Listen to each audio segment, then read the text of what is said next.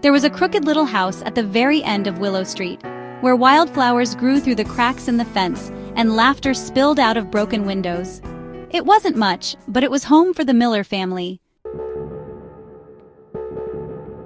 Thomas Miller was a man worn thin by life but rich in heart. A single father after losing his wife June, he raised his 3 children, Eli, Mason, and Lila, with hands that built, shoulders that carried, and a voice that always said, "We may be poor, but we are not broken." In the town of Rosehill, though, the world didn't see it that way. The Millers were the poor family, the ones people talked about in hushed tones and pitied from afar. Kids whispered cruel names at school. Adults smiled tight-lipped smiles but never invited them over. They were invisible, except when judged. Lila, the youngest, felt it the most, but she never let the shame settle. She was a beam of light in a town that never made space for brightness from the wrong side of the tracks. She wore second-hand dresses like royalty, painted murals on the fences with leftover house paint, and read fairy tales to children at the town library like they were spells of hope. And that's where James Carrington saw her for the first time. He was everything she wasn't supposed to have. The heir to the Carrington fortune, the richest family in town. He wore tailored clothes, drove a sleek black car, and had the kind of upbringing built on silver spoons and private gates.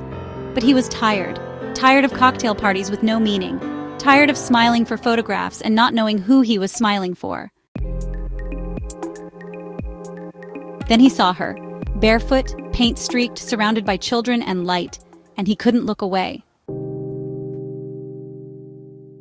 He kept coming back, borrowed books he wouldn't read, just for a few words with her. She laughed at his nervous jokes. He brought her coffee. They talked about everything and nothing.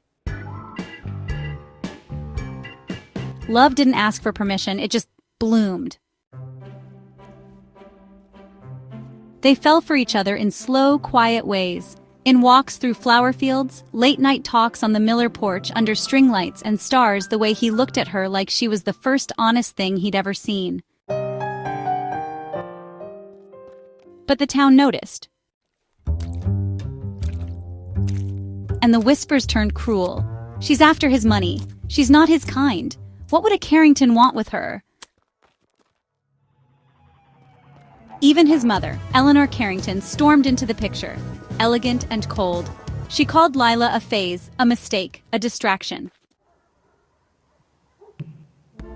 She's the only real thing I've ever known. And then, one golden afternoon in a field filled with wildflowers swaying under the breeze, he knelt down and asked her to marry him.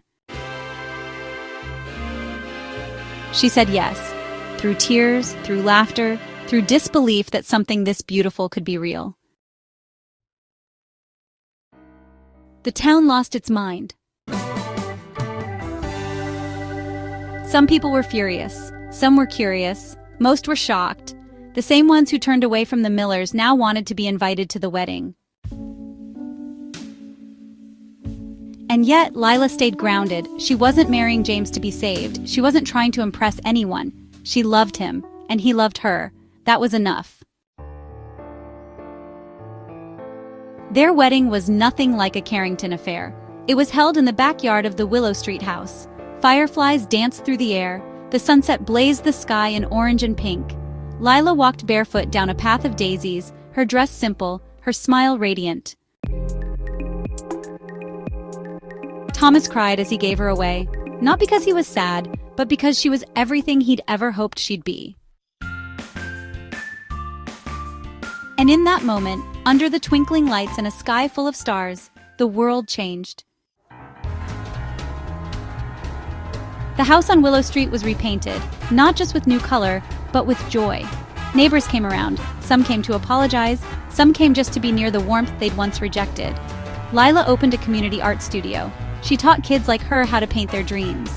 She started a scholarship fund with James. She hosted garden parties where no one asked about bank accounts, only how your heart was doing.